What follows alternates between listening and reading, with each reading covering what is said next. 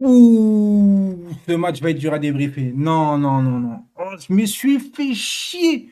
Mais alors, chier de ces chier. Je l'ai vu en début de match, les gars. Sincèrement, je l'ai vu en début de match. Ça trottinait, ça jouait comme si c'était à l'entraînement. Vas-y, on est au-dessus. De toute façon, on finira par marquer, on finira par gagner. C'était un match entre deux Coupes d'Europe. Enfin, entre deux matchs de Coupe d'Europe.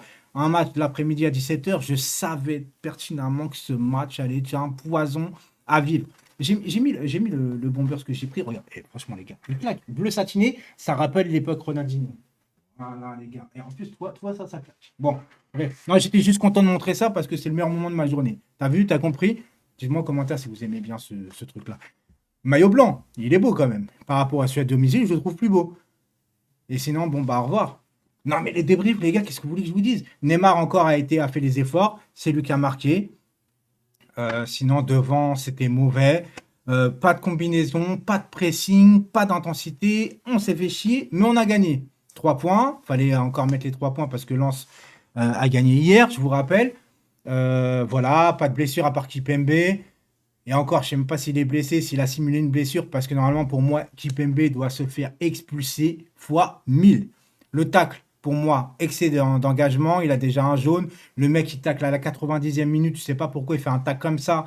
Dans les arrêts de jeu, ça ne sert à rien. En plus, après, il pousse le bras de l'arbitre en me disant me touche pas. Il y a plein d'arbitres, c'est hey, rouge, direct. Kipembe, encore une fois, j'ai pas envie de le tacler. Il fait quand même un bon début de saison, etc. Mais j'ai envie de vous dire quand même que c'est Kipembe qui est détenteur de le joueur qui fait le plus de fautes en Ligue 1. Et le penalty, il y est, même s'il y a une toute petite faute. Le mec passe devant Kipembe, il met le bras, le mec en rajoute bien, mais il y a penalty. On va parler sur le penalty Donnarumma. Ah bah enfin, enfin, peut-être que ça va lui donner confiance. Il lui fallait peut-être ça, un sursaut d'un truc, ou un mode sauvetage, tu vois, un sauvetage.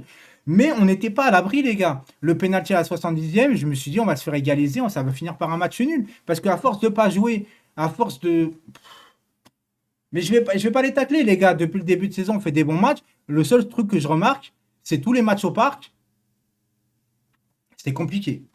La Juve, Montpellier, Brest et l'autre, je sais plus. En tout cas, tous les matchs au parc, c'est les plus mauvais matchs. On arrive mieux à l'extérieur. Pourquoi? Parce que peut-être les équipes jouent moins défensivement. Mais attention, Brest jouait bas de base, mais leur bloc était quand même haut. Je m'explique. Ils étaient tous dans leur camp, mais le bloc était haut. C'est pour ça qu'on arrivait à passer à chaque fois derrière leurs défenseurs. Par contre, on va parler vite fait du hors-jeu signalé, du rouge annulé. Alors, ok, il y a hors-jeu, mais le tac que fait le mec sur Neymar, les gars, hein, il lui fait mal, il le fait intentionnellement. Est-ce que on ne doit pas revenir quand même sur le geste? Qu'est-ce qu'on attend? Qu'on lui casse la jambe pour pouvoir lui mettre un rouge? Non, parce qu'en fait, c'est ça là. En fait, le mauvais geste n'est pas punissable à partir du moment où il y a hors-jeu. Donc, hors-jeu, action annulée, on annule le tacle. Donc, si ce tacle-là, il aurait cassé la jambe à Neymar, on n'aurait rien fait. Si, là, il aurait eu le rouge. Donc, je pense qu'entre les deux, tu peux quand même lui mettre un jaune. Je dis ça, bon, bref, c'est pas grave. Les gars, qu'est-ce que j'ai à dire de plus dans ce match de merde? Bah rien. On se retrouve ce soir à 23h sur Twitch. On va faire du FIFA 22 Club Pro. On va s'amuser un petit peu. On va montrer que nous, on sait faire un peu de jeu. Non, mais les gars, on va pas les tuer. J'ai beaucoup aimé Danilo. J'ai failli oublier encore une fois. Danilo, défenseur central. Bon match. Il a bien couvert aujourd'hui, hein. Ah, il a bien couvert. Mais Messi, les gars, je comprends pas que ce soit Messi aujourd'hui qui soit resté sur le terrain. Il en branlait pas une. Il en branlait pas une. Alors vous allez me dire, oui, mais il a fait un poteau. Non, il a fait un mauvais match là, les gars. Il a fait un mauvais match. Il courait pas. C'est compliqué. C'est compliqué quand il n'y a que Neymar qui fait le pressing. On va le dire. À un moment, Neymar, il a oublié Mbappé, hein, il l'a fait à Messi. Ah, prêter pour un rendu, frérot, à un moment donné, les égos, il va falloir que ça se calme un petit peu aussi. Mais j'ai senti un PSG au trop, un PSG qui ne voulait pas jouer. Voilà. Tu vois, un PSG qui ne voulait pas jouer. C'est ce que j'ai ressenti dès le début de match. Mais un PSG qui ne voulait pas jouer entre deux matchs de Coupe d'Europe, encore une fois. Le turnover, il est peut-être moment là de le faire un petit peu. Au lieu de faire jouer les trois là. Si tu veux pas jouer, frérot, ne joue pas. Mais laisse ta place aux autres. Parce que là, je comprends pas en fait. Tu fais pas de turnover, tu laisses des mecs qui ne veulent pas jouer ce match. Là, on va être clair, net, précis. Je suis un peu énervé, je devrais pas, on a quand même gagné. Mais c'est juste, en fait, c'est pas grave. C'est pas grave. En fait, non, rien n'est grave, les gars. Rien n'est grave. Juste, ils ne voulaient pas jouer ce match. Ils ont fait le strict minimum pour gagner ce match. Et ben, mets des joueurs qui ont quelque chose à prouver pour leur donner un peu de temps de jeu. Je pense que ça frustrera peut-être un peu moins les joueurs. Non, vraiment.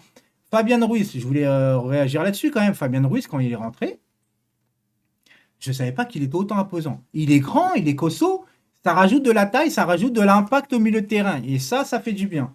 Sinon, aujourd'hui, le duo Verratti-Vitinha, je ne l'ai pas trouvé forcément excellent non plus. Bon, on a vécu le match ensemble sur Twitch. On a parlé pratiquement de tout, sauf du match, hein, pendant le match. C'est dur. Aujourd'hui, j'ai vécu un match, les gars, dites-moi en commentaire encore une fois. Mais le match était dur à regarder. En plus, j'étais fatigué. Mais vous pouvez pas me dire en commentaire que vous avez apprécié le match. C'est juste pas possible. Et ne pas me dire, ouais, mais parce qu'ils sont tous derrière, c'est compliqué. Non, non, cette année, on a joué des équipes derrière, on avait combiné, on avait plus de plaisir que ça.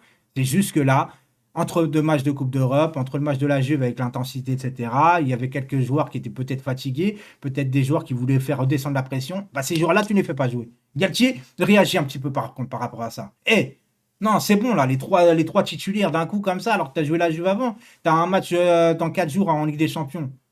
Non, non, fais tourner un petit peu quand même.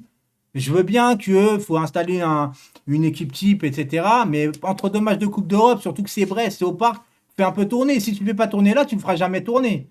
Tu vois ce que je veux dire? En tout cas, Danilo à la place de Kipembe, j'y pense fort. Ah, ah oui, oui, si vous n'êtes pas d'accord, tant pis les gars. Ciao tout le monde.